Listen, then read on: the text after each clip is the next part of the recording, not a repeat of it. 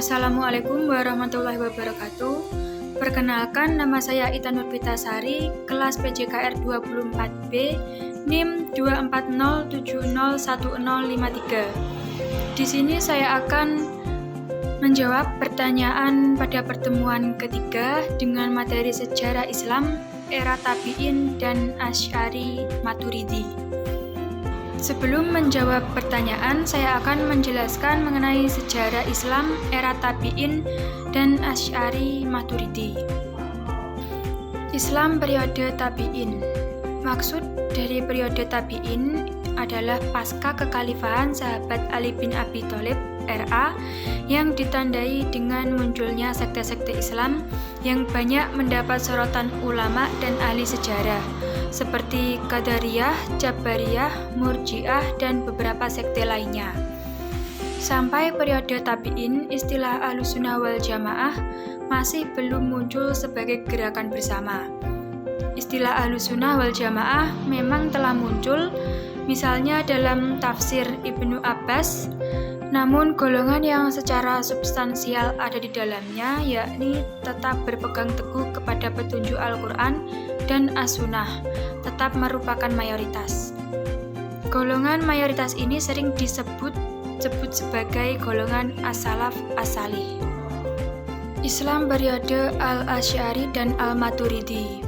Periode ini pada dasarnya adalah periode institusi Ahlussunnah wal Jamaah, khususnya dalam lingkup kalam atau teologi.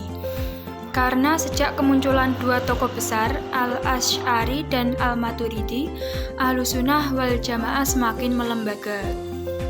Abu Al-Hasan Al-Asy'ari berada di Basrah dan Abu Mansur Al-Maturidi berada di Khurasan yang saling berjauhan dan praktis tidak pernah berkomunikasi.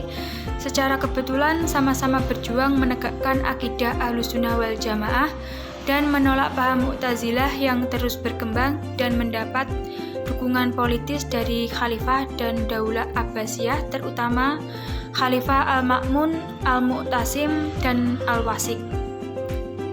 Meski kemasan institusi Al-Asy'ari dan Al-Maturidi sebatas dalam lingkup teologi, namun mengingat secara substansial faham Ahlussunnah wal Jamaah sudah melekat di hati mayoritas umat sejak zaman Rasul, maka mereka segera mendapat sambutan hangat dari berbagai penjuru dan institusi Ahlussunnah wal Jamaah segera menjadi mazhab mayoritas umat Islam. Nama Ahlussunnah wal Jamaah muncul jauh setelah era Nabi dan era sahabat. Meskipun nama tersebut muncul belakangan, namun secara substansi, akidah Ahlussunnah wal Jamaah adalah akidah yang diimani oleh Rasulullah SAW dan para sahabat. Di antara tokoh Ahlussunnah wal Jamaah adalah Imam Abu Al-Hasan Ali Al-Asy'ari. Perlu diketahui bahwasanya Imam Asy'ari hanyalah salah satu di antara sekian banyak ulama yang mendedikasikan hidupnya untuk membela dan menyebar akidah Ahlussunnah wal Jamaah. Dia bukanlah salah satu-satunya ulama yang memperjuangkan akidah Ahlussunnah wal Jamaah. Di antara ulama lain yang memperjuangkan akidah Ahlussunnah wal Jamaah sebelum Imam Asy'ari adalah Al-Harits bin Asad Al-Muhasibi, Abu Hanifah Al-Nu'man bin Sabit, dan Abu Ja'far Ahmad bin Muhammad Al-Tahawi. Secara akidah, mereka semuanya sama. Banyak orang salah paham tentang ajaran yang diperjuangkan oleh Imam Asy'ari. Mereka mengira Imam Asy'ari adalah pendiri sekte baru. Pada kenyataannya, Imam Asy'ari bukanlah pendiri sekte baru.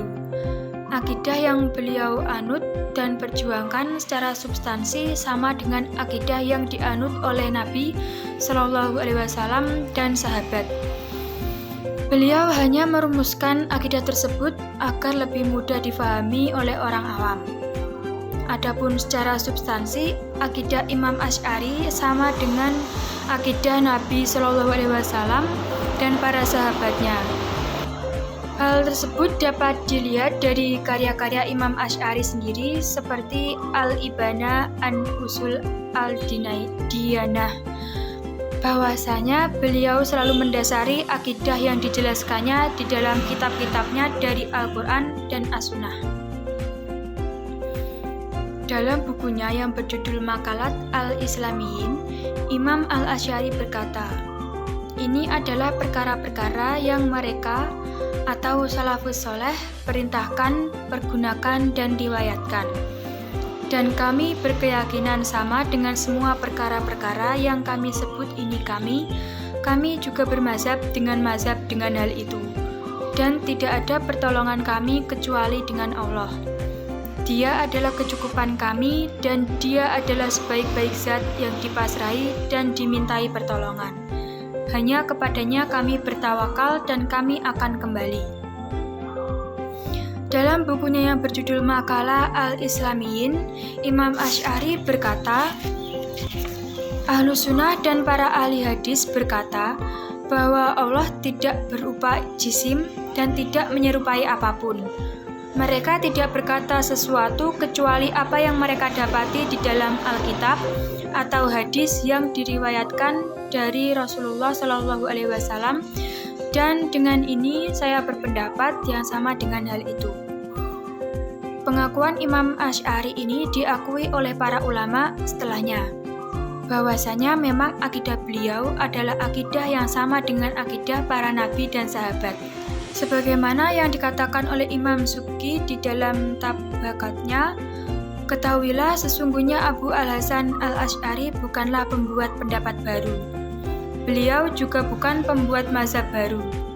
Beliau hanya menetapkan mazhab-mazhab salaf dan membela akidah yang diimani oleh para sahabat Rasulullah SAW, menisbahkan diri kepada beliau, maksudnya dengan memandang bahwa beliaulah yang mengukuhkan kajiannya, memedomaninya, dan mengungkapkan hujah-hujah dan bukti-bukti atas akidah tersebut.